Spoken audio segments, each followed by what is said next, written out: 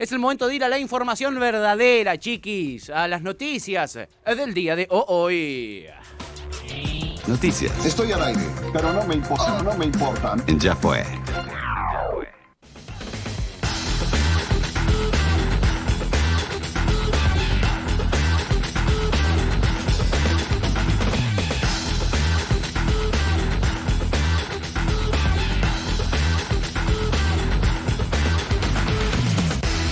Murieron 505 personas y 28.680 fueron reportadas con coronavirus en las últimas 24 horas. El Ministerio de Salud indicó que son 5.690 los internados en unidades de terapia intensiva, con un porcentaje de ocupación de camas de adultos de 69.7% en el país y del 75.7% en el AMBA. Efectivamente, en el AMBA, que es un lugar clave en este momento, porque, nada, ya lo vamos a ver en la siguiente noticia, pero se están evaluando distintas medidas restrictivas que ahora vamos a comentar. Lo cierto es que en el AMBA nos vamos a detener ahora para analizar la cantidad de casos de contagios y de fallecidos. 8.979 casos hubieron ayer en la provincia de Buenos Aires y en la ciudad hubieron 2.400 casos. Hay una meseta muy alta, exageradamente alta, que preocupa un montón, con muchísimo sentido, porque Argentina en este momento se encuentra en las últimas 2 semanas como el segundo país con más contagios por cantidad de habitantes. Y eso es muy, muy grave.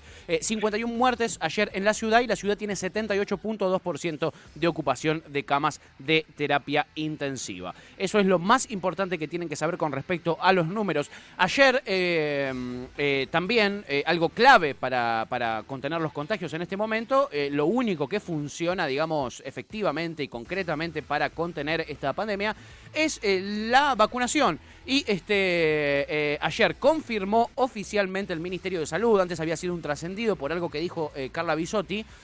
Ayer fue confirmada la llegada para antes de junio de 4 millones de vacunas de AstraZeneca, que se van a sumar a otras 800.000 que vienen por el programa COVAX de la Organización Mundial de la Salud. No hay fecha concreta igual, y eso a mí me preocupa, porque no sería la primera vez que nos dicen sí, te vamos a mandar, y no nos mandan. Recordemos, estas 4 millones serían parte del acuerdo de 22 millones que cerró el gobierno nacional y que ya las pagó esas vacunas y que nunca nos llegaron, ¿no? En fin, son muy necesarias. Mientras tanto, igual el plan de vacunación sigue avanzando. Ya recibimos casi 13 millones de vacunas de dosis entre Sputnik V y Sinopharm y AstraZeneca. Son las 3 dosis, las 3 vacunas distintas que tenemos en la Argentina circulando. En el panorama mundial hay una buena noticia en India, porque por fin, después de un montón de días, empiezan a bajar los contagios por debajo de los 300.000 por día. Sí, 300.000 contagios por día estaba teniendo India, debido a que han desarrollado una nueva variante del coronavirus que es extremadamente contagiosa y que es muy difícil de contener. Eso es lo que está pasando en India y es muy importante para el mundo. En Europa empiezan a flexibilizarse. Italia anunció la flexibilización del toque de queda nocturno que tenían desde las 10 de la noche a las 5 de la mañana durante las últimas varias semanas largas, y son varios los países de Europa que están con eso también. En Inglaterra, por ejemplo, los pubs, cafés, restaurantes reabrieron bajo techo, algo que no se hace meses después de este confinamiento de coronavirus, nada, empiezan a reabrir teatros y otro tipo de actividades, esperando que la llegada del calorcito afloje un poco el crecimiento de los contagios. Eso es lo que tenemos para decir con respecto al panorama de contagios y fallecimientos de COVID. Ahora vamos a ir a seguir hablando de este tema, que es el más importante sin duda de la agenda, pero desde otro ángulo, desde el ángulo de las posibles medidas. Y aquí llega la segunda noticia del día de hoy. Ciudad evalúa endurecer las restricciones y suspender las clases presenciales.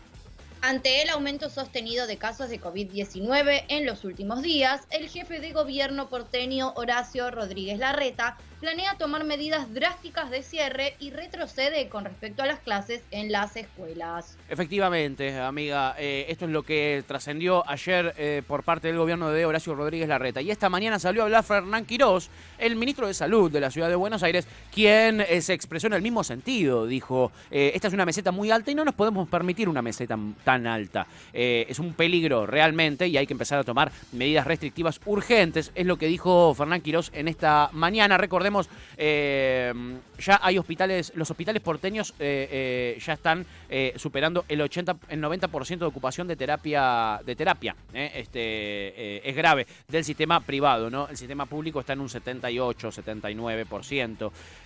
Nada, es grave, y en el mismo sentido se expresó ayer Nicolás Kreplach, viceministro de Salud de la provincia de Buenos Aires, con la diferencia de que la provincia de Buenos Aires viene pidiendo restricciones más fuertes desde hace un montonazo de tiempo, ¿no? Desde las últimas restricciones del Poder Ejecutivo Nacional, que la provincia de Buenos Aires sostiene esto. Mientras tanto, hay más noticias que se van sumando a esto, hay más, provincias que se van sumando a este pedido de endurecer las medidas restrictivas, como lo son Mendoza, que estaba del lado de la ciudad de Buenos Aires, sin medidas restrictivas, por lo menos fuertes, con la presencialidad en las clases, y que durante este fin de semana se encontró con una sola cama disponible de terapia intensiva en toda la ciudad de Mendoza y Gran Mendoza, lo cual es muy grave, porque es uno de los centros urbanos también más grandes del país.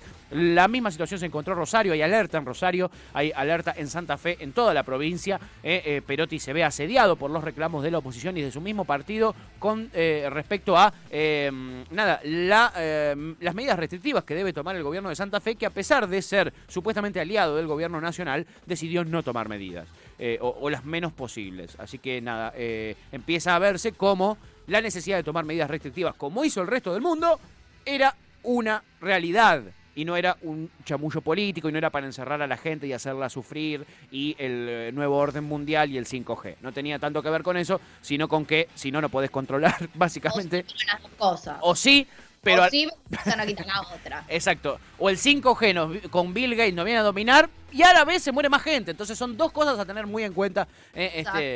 Y se espera que se tomen medidas en el muy corto plazo. En este momento, Santiago Cafiero, jefe de gabinete de la Nación, acaba de convocar a sus pares, a Carly Bianco y a Felipe Miguel, que son el jefe de gabinete de la provincia de Buenos Aires y el jefe de gabinete de la ciudad de Buenos Aires, para definir medidas restrictivas. Ojo, no voy a anticipar ninguna de las que surgieron en los grupos de productores, en asesores, etcétera. No voy a anticipar ninguna, porque ya van 2 veces este año que se anuncian medidas restrictivas. Durante una semana hay una lasaña de reuniones, y finalmente sale a hablar Alberto el viernes y dice sigue todo como está. Entonces no vamos a volver a caer en la misma, no vamos a tropezar otra vez con la misma piedra. En fin, así es como llegamos a la tercera noticia del día de hoy. El oficialismo de diputados busca firmar dictamen de mayoría sobre el proyecto de Ministerio Público Fiscal. El proyecto limita a 5 años el periodo de ejercicio en el cargo de Procurador General de la Nación, jefe de los fiscales, y modifica las mayorías necesarias para su designación. Una propuesta rechazada, por supuesto, ¿desde dónde? Desde Juntos por el Cambio. Evidentemente, chiquis. Para mí, esto yo lo pongo aquí porque quiero detenerme un segundito, No quiero comentar un par de detalles de esta noticia, porque uno puede decir qué carajo es el Ministerio Público Fiscal, quién carajo es el Procurador General, y qué mierda tiene esto que ver con las urgencias que vive el país. ¿Qué me importa? ¿No? Claro. Sí, la verdad es que mucho no te importa, sobre todo en este contexto. La reforma del Ministerio Público Fiscal es una reforma que la única intención que tiene, la más importante, es cambiar la cantidad de votos que son necesarios para elegir un procurador en la Nación, y además en los plazos en los que dura esa procuración, ¿se entiende? Antes estaba Alejandra Gils Carbó.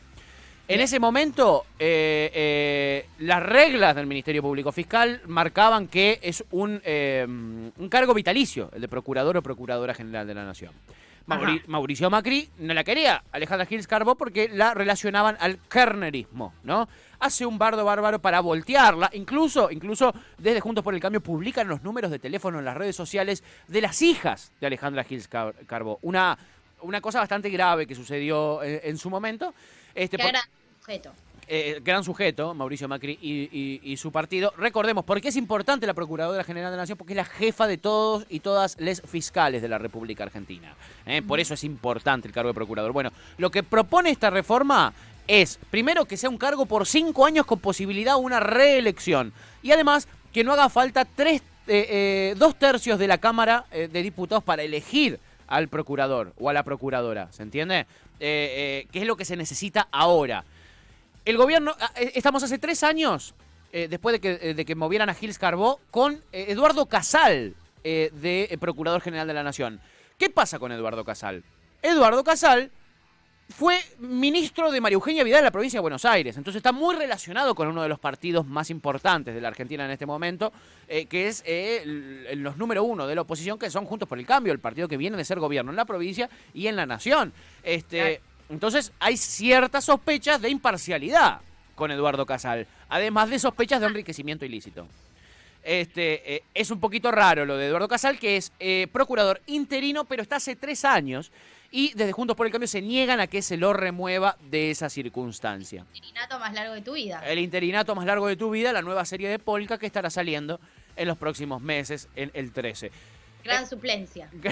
Gran suplencia, ¿eh? Y durante esos 3 años, además, se llenó de dinero Eduardo Casal, su propia declaración jurada lo indica, así que es medio sospechoso todo lo de Eduardo Casal. ¿Qué pasó? El gobierno nacional propone a Daniel Rafecas. Y para poder elegirlo a Daniel Rafecas proponen esta reforma al Ministerio Público Fiscal para que se pueda elegir con menos votos en la Cámara. ¿Qué pasó ayer? Rafecas salió a hablar y dijo que si se reforma, si sale esta ley de reforma al Ministerio Público Fiscal, él no va a ser candidato porque van a haber sospechas sobre que se reformó todo para poderlo elegir a él. Entonces le acaba de meter un alfiler en el cachete izquierdo de Lupite a la idea del gobierno nacional, le acaba de pinchar el Lupite al gobierno nacional con su idea y toda esta rosca que hicieron y todo este bardo tremendo que hicieron para cambiar esto. Daniel Rafecas, que es el candidato número 1 del gobierno nacional, se reunió con Alberto Fernández y ayer en Instagram Daniel Rafecas anticipó que si esto sale adelante, él rechaza su candidatura. Extrañísimo todo, un tiro en el pie para el gobierno nacional. ¿Qué se dice desde el oficialismo y qué se dice desde la oposición?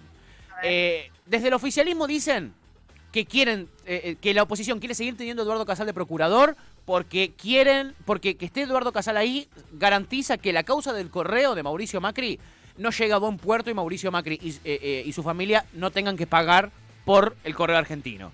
¿Y qué dicen desde la oposición? La oposición dice que quiere cambiar el oficialismo a Eduardo Casal por Daniel Rafecas para que se caigan todas las causas que tiene Cristina Fernández de Kirchner. Eso es lo que está sucediendo acá. ¿A alguno de nosotros nos afecta esto en la vida cotidiana? No, la verdad es que no.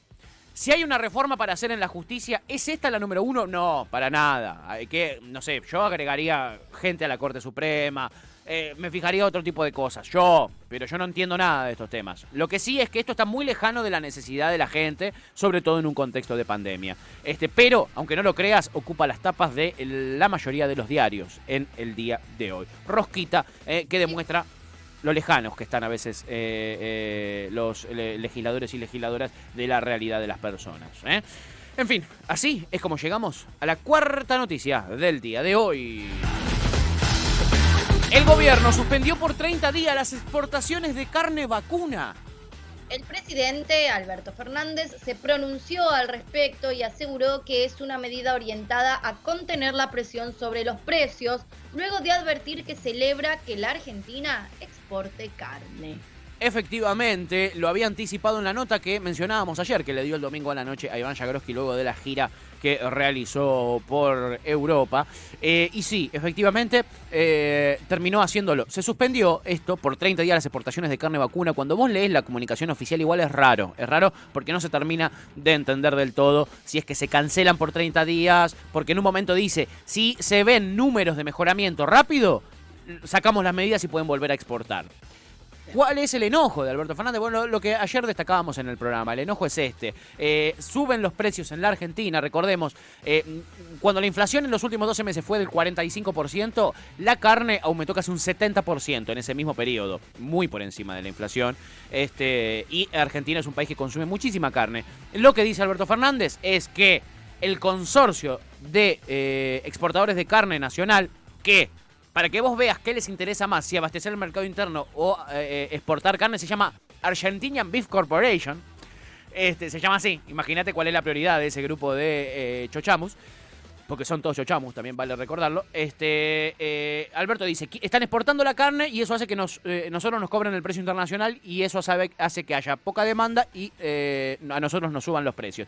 Supuestamente, si vos ese 30% que exportás lo volcás al mercado interno, va a haber sobreabastecimiento del producto y eso va a bajar los precios. Eso es lo que quiere ver Alberto Fernández y se está empezando a poner duro porque, como dijimos ayer y como decíamos el viernes pasado, el frente número 1 que se viene en materia económica del gobierno después de haber acordado con el Club de París y con el Fondo Monetario Internacional en un principio es el tema de la inflación. Sí, hay un grave problema si los salarios siguen quedando por debajo de la inflación. Es un problema gravísimo. Entonces ahí están concentrados los esfuerzos del gobierno en materia económica. Es otra de las grandes noticias del día de hoy. Y así es como llegamos a la última novedad de este martes.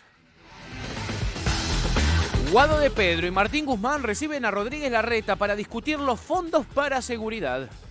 El debate se dará en el marco fijado por la ley 27.606, en la que se ordena que el gasto anual de la transferencia de la seguridad y su mecanismo de actualización trimestral sean acordados en forma bilateral. Efectivamente, es un gesto de acercamiento. Recuerdan, hace 2 semanas nosotros le dijimos, el gobierno le tiró buena onda, buenas vibras a la oposición, encarnada en este caso en el jefe de gobierno de la ciudad de Buenos Aires, Rodríguez Larreta, y le dijeron, venite, pelado, vamos a reunirnos para discutir otra vez el tema de la coparticipación y la guita destinada a seguridad. Y Rodríguez Larreta le dijo, estoy muy ocupado, veámonos la semana que viene. Bueno, la semana que viene fue la pasada semana. Y Rodríguez Larreta le volvió a decir, no, sigo muy ocupado, y se los pateó. Se lo permitan. Sí. Como que me molesta que se lo permitan más que él lo haga. Sí, Está al límite. Está al límite, totalmente. Está al límite esa relación y ese recular constante del gobierno nacional con se la pudro a Larreta, pero después le tira un gesto de acercamiento y le doy la pelota para que él esté en una situación de poder a partir de ahí, diciendo si yo me quiero juntar o no me quiero juntar, o veamos, nos vamos a juntar cuando yo diga. Es un accionar constante del gobierno nacional. Alberto Fernández lo ve como un gesto conciliador, como ese conciliadurismo que él trajo a la gestión ejecutiva, y otros, los sectores más radicales del frente que gobierna, lo ven como un gesto de debilidad. Lo cierto es que esto fortalece a Rodríguez Larreta en las negociaciones y hoy veremos cómo esto cambia, veremos cómo esto surge después de esta reunión tan importante que se estará llevando a cabo en la tarde.